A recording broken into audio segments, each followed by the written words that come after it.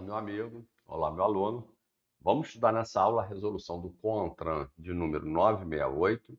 É aquela que trata da numeração do chassi ou monobloco. Essa resolução ela é um pouco mais abrangente do que a resolução que tratava do tema, que era 24, que tratava dessa numeração do chassi. Ela, na verdade, ela aglutinou uma série de regulamentações e trouxe regulamentações novas para os agregados. Cabine, carroceria, cabine do caminhão, né? Carroceria do caminhão e a carroceria do ônibus. Ela trouxe também numeração no câmbio para veículo com PBT acima de 4.536 kg. Trouxe numeração no eixo, né? E aí no eixo depende do tamanho do veículo. No eixo de tração, se tiver mais de 4.536 kg, e nos eixos rebocados, se o veículo tiver o reboque ou semi-reboque mais de 3.500 kg. Trouxe a numeração do motor também, essa com um pouco mais de rigor. Então está tudo nessa resolução. Nos editais de concurso, o padrão era cair a numeração do chassi. Agora, como está tudo numa resolução só, nós vamos falar de todas essas numerações, tá bom? Então, vamos bater um papo antes para que a gente possa aprofundar no tema. Olha, essa numeração do chassi, que são 17 dígitos, fica escondidinho aí no seu carro, que é como se fosse a impressão digital do veículo. Legal você imaginar que o chassi é a impressão digital do veículo, né? A placa é o CPF. Por que essa diferença? O que nasce com você é sua digital. O que nasce com o veículo é a numeração VIN, número de identificação veicular. Quem coloca digital em você é o seu fabricante, né? Vamos imaginar Deus aí. Quem coloca a numeração VIN no veículo também é o fabricante. Quem te dá o teu CPF é um órgão público, o Ministério da Fazenda. Quem dá a placa para o veículo é um órgão público, Detran. Então você tem essa relação de digital e CPF, número de chassi e placa. A placa a gente estudou na resolução 969, aquela placa padrão Mercosul, e agora nós vamos estudar o chassi. O chassi surgiu no veículo muito depois da placa. A placa em 1700 alguma coisa já tinha surgido placa na França. Chassi já surge na década de 50 nos Estados Unidos, com a finalidade do fabricante marcar os veículos que tinham sido fabricados por ele. O problema é que cada fabricante fazia de um jeito. Aí na década de 80 você tem uma regulamentação padrão internacional, que a gente chama de regulamentação ISO. ISO é a mesma coisa que a ABNT, mas em caráter mundial, né? O que você quer padronizar internacionalmente. Então surge uma ISO dizendo, olha, o número do chassi tem que ser assim, com 17 dígitos e tal. Aí em 87 a gente faz a nossa primeira regulamentação, 98 a gente traz a resolução 24 e agora em 2022 a gente tem a resolução 968 tratando do tema, tá bom? Então, só para que você estude com um pouco mais de propriedade, eu vou te colocar aqui na telinha, e só lembrando para você, quando eu falo de chassi, chassi é uma peça, né? Onde sobre ela vai a carroceria. A carroceria está aqui, a carroceria está em cima, né? Você tem o chassi, é a parte de baixo do veículo. Agora você tem veículo que é inteiro, né? Esse veículo que é todo inteiro é o que você chama de monobloco. Então quando você fala de numeração VIN ou numeração do chassi, você está dizendo, falando uma numeração que está aqui no chassi ou monobloco. É isso que a gente chama de numeração VIN, beleza? Então você vai receber esse material que está aí na telinha para você. O material ele passa por uma introdução que eu faço, vejo o tema que cada tópico trata, né? Artigo 1º e 2º, os objetivos da resolução. Artigo 4º, vai tratar da gravação principal do VIN, porque existe uma gravação secundária. E aí eu vou enumerando para você um índice para que você tenha acesso a todas as informações da resolução e a gente não pule nada, beleza? Então vamos lá para o primeiro tópico a ser trabalhado, que é o objetivo da resolução e suas exceções. Olha, essa resolução estabelece critérios de identificações de veículo. Agora, são identificações internas, porque identificações externas é a resolução 969, que trata de placa, beleza?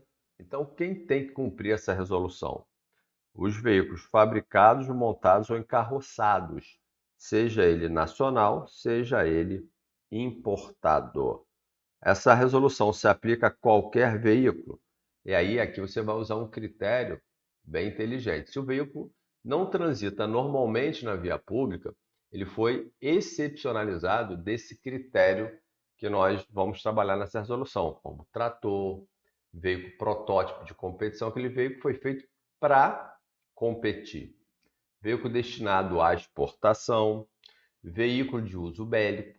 Esses veículos, eles não precisam dessa numeração do chassi, nenhuma outra numeração, tá bom? Então você tem aí, olha, os tratores, os protótipos de competição, veículo de uso bélico, e os destinados à exportação, porque não tem registro de licenciamento no Brasil. E aí eu trago aqui para você definições cruciais para que você possa entender o tema. E aqui a gente já mata com uma ideia. Olha, você vai pegar aqui, olha, 17 dígitos, onde os três primeiros dígitos a gente chama de WMI, beleza? Do quarto dígito ao nono dígito, a gente chama do quarto ao nono de VDS, e do décimo dígito ao 17º dígito, a gente chama de vice. Beleza? Tranquilo? Bem, então você já sabe que você tem 17 dígitos, cada grupo de dígitos tem uma finalidade. Os três primeiros dígitos identifica o fabricante mundialmente. Lembra que tudo começou com a regra ISO? Então existe uma classificação mundial do fabricante, tá bom? O WMI é o World Manufacturer Identifier. Já o do quarto ao nono dígito, ali você tem uma descrição das características do veículo, né? Vehicle Description Section, seção de descrição do veículo. E do 10º ao 17º é aquele mesmo número que está no vidro do seu carro, na coluna da porta direita. Esse vis ele é reproduzido em outros cantos do seu veículo, beleza? Tranquilo? É essa parte do número do chassi. E aqui no material ele fala tanto do VIN, fala do WMI, fala do VDS, né?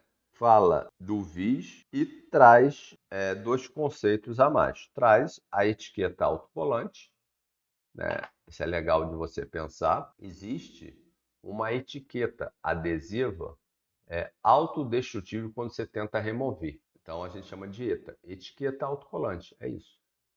E traz a noção de divisor, né? Cada três, perdão, após cada seção dessa, WMI, VDS, né, e VIS, entre uma seção e outra, você tem um divisor, um ponto, né, só para que você consiga distinguir que a gente está entrando num tema novo dentro da numeração. Beleza? Tranquilo? Então vamos lá, avançando. A gravação principal do VIN. Olha, é legal você saber que quando você estuda direito, nenhuma palavra é desnecessária. Essa gravação principal, ela está dizendo para você que existe uma secundária. Então você tem no seu carro um segredo, né?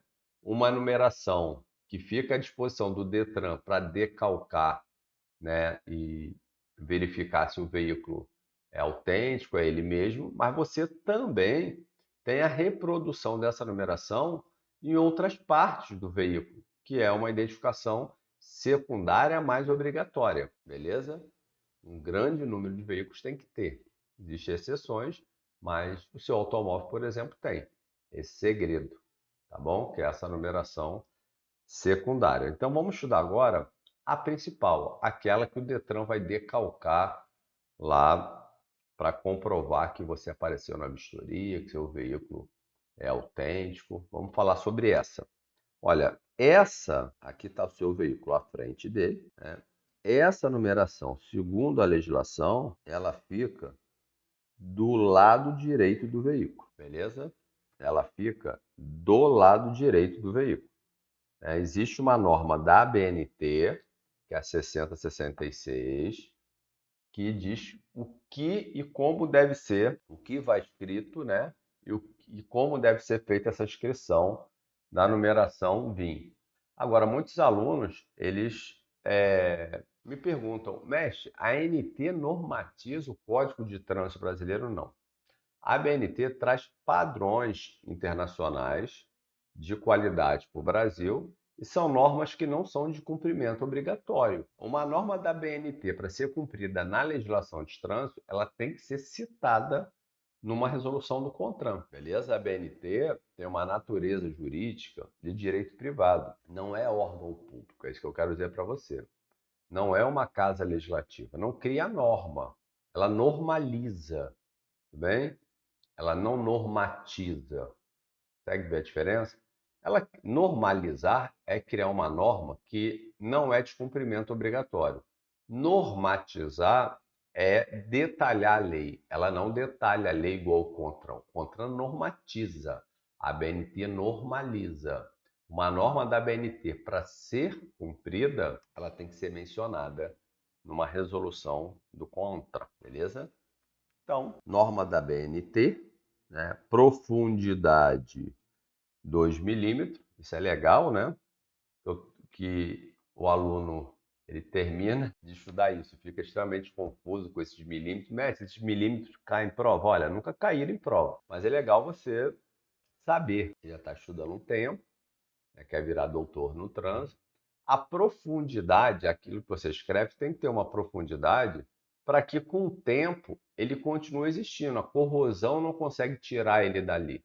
O número continua subsistindo ainda que o veículo seja muito antigo. Então a profundidade, ela tem esse caráter de dar permanência para a gravação que é feita, né? É igual a tatuagem, né? A tatuagem, ela tem que ter uma profundidade para que ela não se apague com o tempo, beleza? Então, a profundidade lembra da tatuagem. É para que aquela gravação seja permanente. Agora, você vai estudar que existe a altura do caractere. A altura, né, ali do alfanumérico, das letras e dos números que são colocados no chassi. No seu carro vai ser 7 milímetros. Agora, na motocicleta é assemelhado, estou falando de ciclomotor, triciclo, quadriciclo, ela é um pouco menor, vai ser 4 milímetros. Isso por conta da legibilidade. Então, o critério do 4 e 7, que é a altura, é para você ler. O critério da profundidade é para manter, beleza? Então, a gente está aqui, né, nesses 2 milímetros. É legal você saber que existe aquele veículo de fibra, né? Aquele veículo de fibra não tem como você gravar no metal. O que você faz? Você pega uma plaqueta metálica e derrete lá na fibra. Ela é incorporada à estrutura.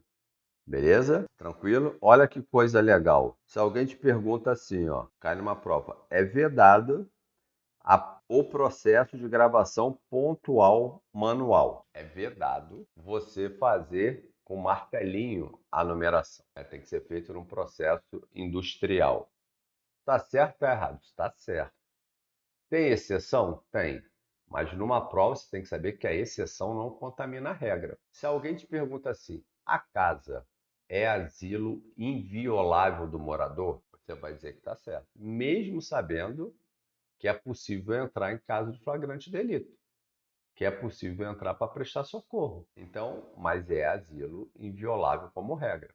Então, como regra, você não pode produzir de maneira manual essa numeração. Tudo bem? Tem uma exceção?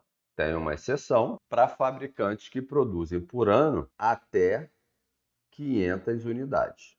É o exceto, beleza?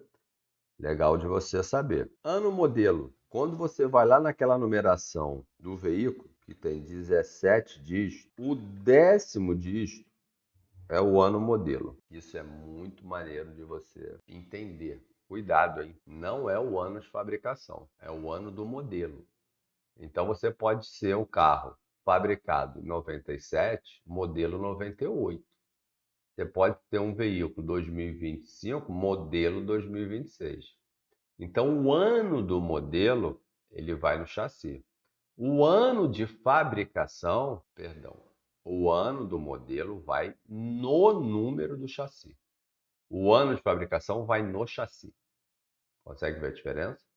Dentro do número do chassi, você não tem o ano de fabricação. Você tem o ano do modelo, que é o 10º dígito. É o primeiro dígito, não sei se você se recorda, do VIS, do número sequencial de fabricação. É o primeiro dígito do seu vidro, daquela coluna, daquela etiqueta que está na porta do seu carro aí, do carona. É o primeiro número. Aquilo ali identifica o ano modelo, que ou é o ano de fabricação ou tem diferença de um ano, beleza? Então, do ano de fabricação para o ano modelo, você não pode ter mais de um ano de diferença. Você não pode ter um carro 2020, modelo 2025, beleza? Você pode ter modelo 2021, se você antecipar um ano no modelo do veículo. Então, é o 10º dígito. Isso é uma pergunta recorrente em prova. O 10º dígito não é o ano de fabricação. O ano de fabricação vai na peça, porque ele é importante para você identificar o veículo e também por conta de questões tributárias sobre o valor do bem, beleza? Então vamos lá. Regras específicas da gravação do chassi. E aí aqui eu vou falar de altura, olha. Altura de motocicletas similares, ciclomotores, triciclo, a altura é 4 milímetros. Nos demais veículos, que é o seu automóvel, é 7 milímetros. A gente sabe que isso aqui tem a ver com a legibilidade. Beleza? Reboque, semi-reboque. Ele te dá uma informação aqui de reboque, semi-reboque e ônibus. Isso aqui é apenas uma nomenclatura técnica, esse M3, dizendo que ele tem que ir na longarina direita. Isso aqui é legal da gente traduzir. Quando você pensa num chassi de caminhão, por exemplo, você tem basicamente duas longarinas, duas vigas, né, debaixo do caminhão, e você vai unindo essas vigas para que você tenha uma estrutura rígida com essas duas vigas. Essas vigas, esse material mais robusto, esse material que sustenta todo o peso da cabine e da carroceria e que vai ser ligado aos eixos, esse material são as longarinas.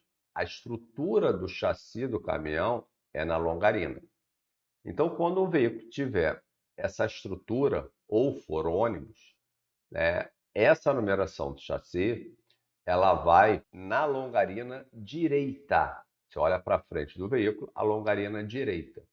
Na esquerda, já estou te antecipando, você vai ter a numeração do chassi secundária, que é o segredo para você saber se o veículo é original, se tem uma sacanagem ali no veículo. Tá bom? Então, o obrigatório, o principal, vai na longarina direita. E aí ele diz o seguinte, olha, você tem que colocar num espaço em que tem um espaço livre de 10% do tamanho da longarina. Vamos um tamanho padrão aí, um ônibus, 12 metros, beleza? Então você vai pegar um espaço de 1,20 m. Dentro desse 1,20 m, você vai colocar ali o número do chassi. Pega um espaço de 1,20 m livre, do lado direito, normalmente, não é obrigatório, mas normalmente na dianteira. Esse na dianteira é uma sugestão para padronizar o local que o vistoriador vai achar. Então, normalmente está na parte dianteira, na longarina direita. Longarina direita é obrigatório, dianteira é facultativo. Beleza? Tranquilo? Conseguiu enxergar? Você pega um espaço de 10% livre, 10% do tamanho total. Então vamos lá. A segunda gravação do VIN. A segunda gravação do VIN.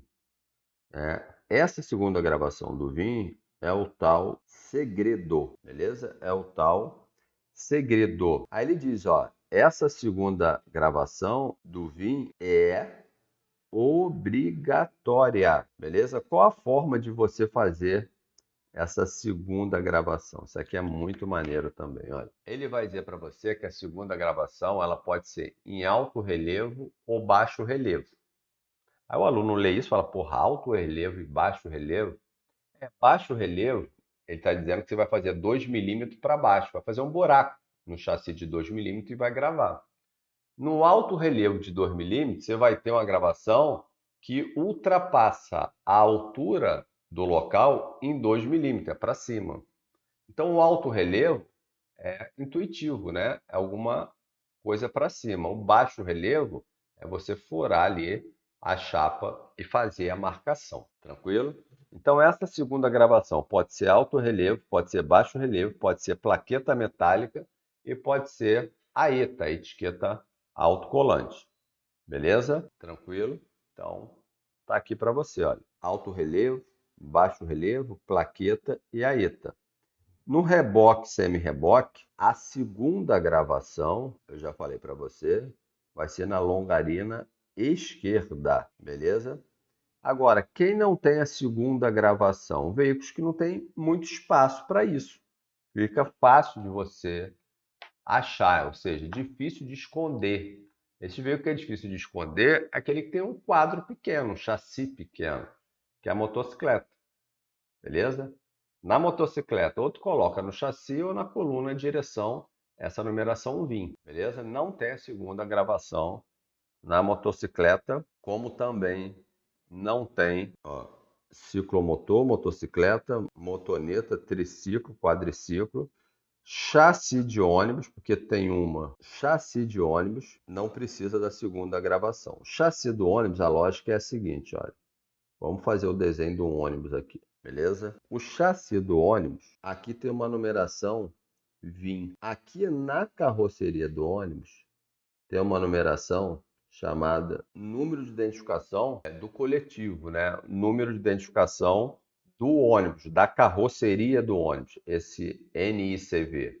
Então, isso aqui já é o segredo do veículo, beleza? Então, você não precisa, no ônibus, você não precisa da segunda gravação, porque na carroceria você vai ter uma reprodução que já está atrelada.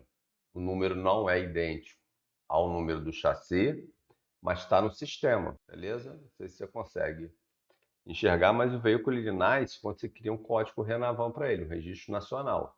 Atrelado a esse Renavan, você coloca o número do chassi. Atrelado a esse número do chassi, você coloca os outros números. Então, essa numeração da carroceria, ela está atrelada a esse número do chassi, beleza?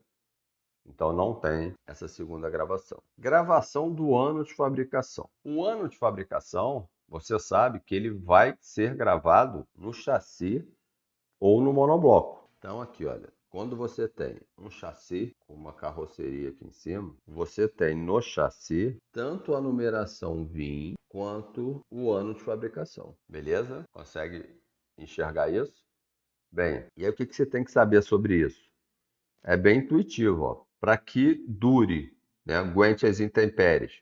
Profundidade 2 milímetros. Essa gravação vai aonde? Próximo do VIN, próximo do VIS, né? Pode ser gravado por plaqueta, né, de alumínio e pode ser colocada em etiqueta, beleza? Junto ao VIN e junto ao VIS. Então, o ano de fabricação, ele pode ir de todas as formas. Ele não é obrigado a ser colocado, como é que eu posso falar? Escrito na estrutura. Você pode colocar uma plaqueta ali com ano de fabricação, você pode colocar uma fita autocolante. Agora, se escrever, é no mesmo padrão do chassi. 2 milímetros de profundidade, beleza? A altura 7 milímetros no seu automóvel, na motocicleta é semelhado 4 por conta da legibilidade, tá bom? Então é isso. O ano de fabricação deve estar. É muito falar para você, mas em que local vai estar? Está próximo ao número do chassi. Está próximo ao VIS. Está próximo, ele tem que estar próximo. Para que quando você procure um, você acha o outro. E as posições ao derredor. Existe 3 locais possíveis para cima do chassi, 3 para baixo, um para a direita e outro para a esquerda. Leandro, eu preciso saber isso. Não, mas isso está na resolução, tá bom? Em que local? Próximo. Quantas posições possíveis? 8 posições possíveis próximo. É isso que está na legislação, tá bom? Na próxima aula, nós vamos começar a estudar a pluralidade dos identificadores. Então, a próxima aula, a gente fica aqui, beleza? Então, oficina concurso, você enfrenta tudo com riqueza de detalhes. Um abraço.